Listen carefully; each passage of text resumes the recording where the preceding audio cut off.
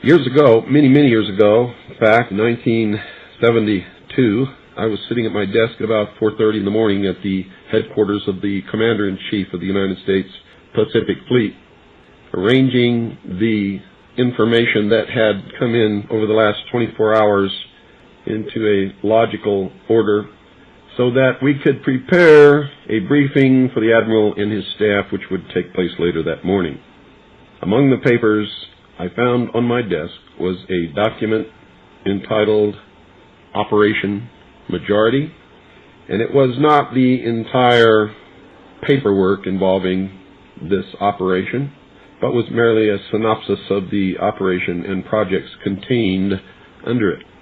One of these projects was called Project Red Light. The purpose, according to this document, was to back-engineer captured extraterrestrial technology for adaptation into the United States space program. Now, I have since come to believe that the extraterrestrial portion of all of this is nonsense, but that the technology is real.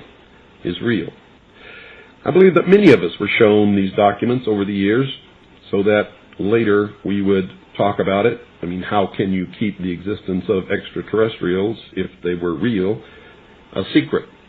And how could anyone keep quiet knowing that they had seen documentation, official government documents labeled top secret, that expressed that these extraterrestrials were real and had visited this earth?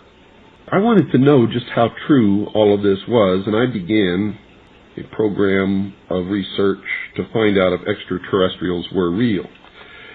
The first thing I did was collect every bit of documentation that I could find, both from the Freedom of Information Act, from the research of others, from books that had been printed on the subject of UFOs, and of course through my network of friends in the intelligence community.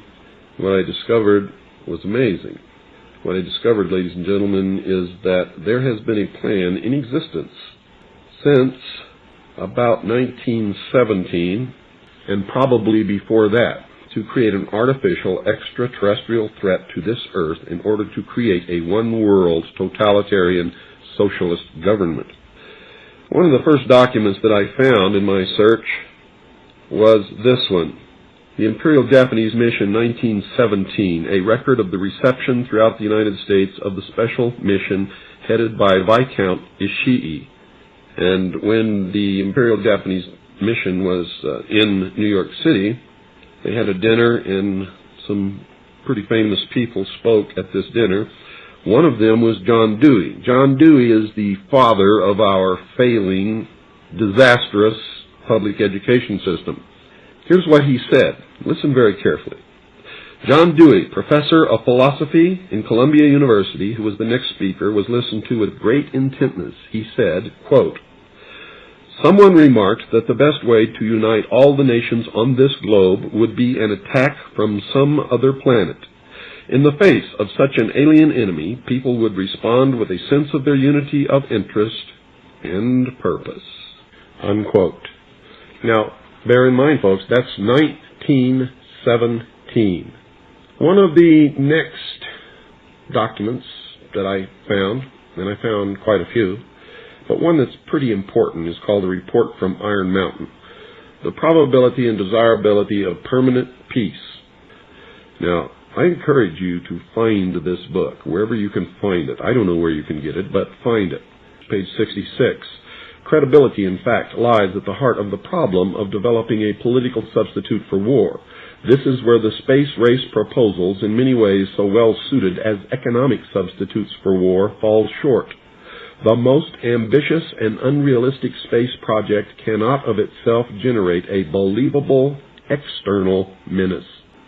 It has been hotly argued that such a menace would offer the last best hope of peace, etc., by uniting mankind against the danger of destruction by creatures from other planets or from outer space. Experiments have been proposed to test the credibility of an out-of-our-world invasion threat. And it continues on another page.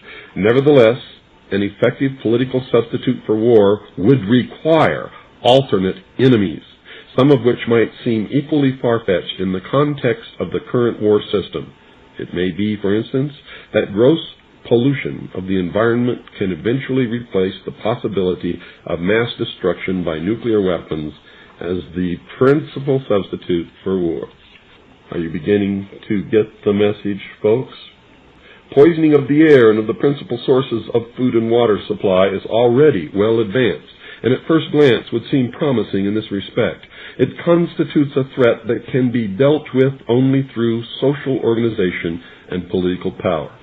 But from present indications, it will be a generation to a generation and a half before environmental pollution, however severe, will be sufficiently menacing on a global scale to offer a possible basis for a solution.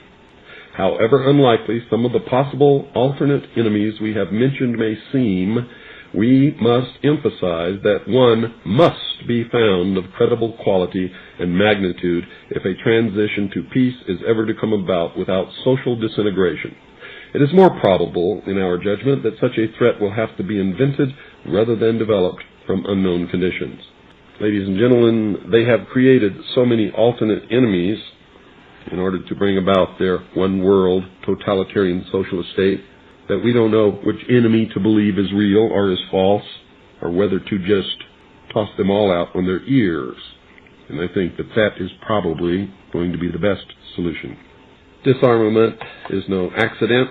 All of these bills in Congress to take away our weapons is no accident. The intentional environmental pollution of our lakes, rivers, streams, oceans, forests, everything is no accident, as you just heard. These things were planned many, many years ago.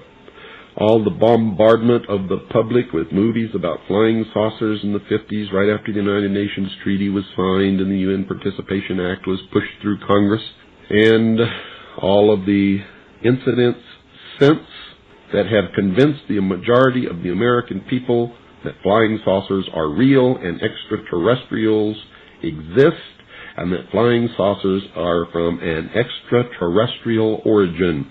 This is being promulgated in many ways, by television commercials, in the movies, in the newspapers, by creating incidents either real or imagined.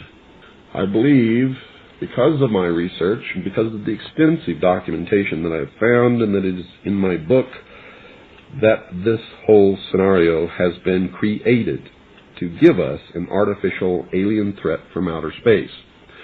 During the Reagan administration, he made 6 speeches, specifically talked about a threat from outer space by some other species from some other planet. 6, ladies and gentlemen. Why would the president repeat the same thing 6 times, tagged on to the ends of speeches by him? The speechwriters did not put that in the speech. Ronald Reagan added it himself. Perhaps we need some outside universal threat. I occasionally think how quickly our differences worldwide would vanish if we were facing an alien threat from outside this world. This was a powerful suggestion to implant into the minds of the people of the world that there really is a threat from some other species, from some other planet to this earth. Now, you people out there have been ignoring the UFO phenomenon for too long. It has all the earmarks of the most successful, most sophisticated mind control operation in the history of the world, and you are ignoring it. What better way to implement a plan to bring about a one-world government than to create the possibility in the minds of the people of the world that we are being threatened from some other species, from some other planet, and do it in a way that if anybody questions it or challenged it or wants to talk about it publicly, that they are ridiculed. And the ultimate goal is to make the earth look very small, to present the people of the world with an external threat to this earth, a superior race from some other planet, vastly superior to us in intellect, philosophy, and technology, in order to cause the dissolution of nation-states, the dissolution of all existing religions, and the formation of the world totalitarian socialist government.